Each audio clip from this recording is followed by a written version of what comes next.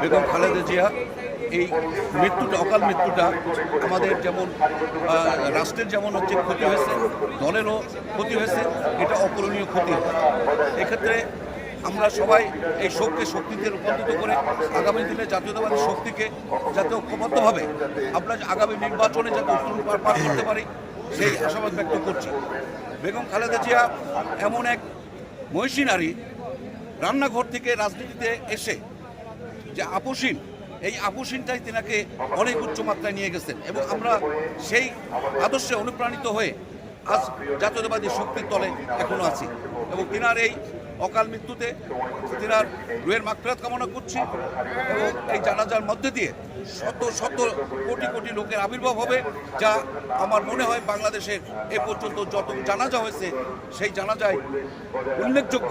লোক এখানে আবির্ভাব হবে এবং প্রমাণ হবে তিনি মৃত্যুর পর কত শক্তিশালী। সেই বিষয়টা আমরা অনুধাবন করি এবং তার আত্মার বিদেহের আত্মার প্রতি মাগফিরাত কামনা করছি।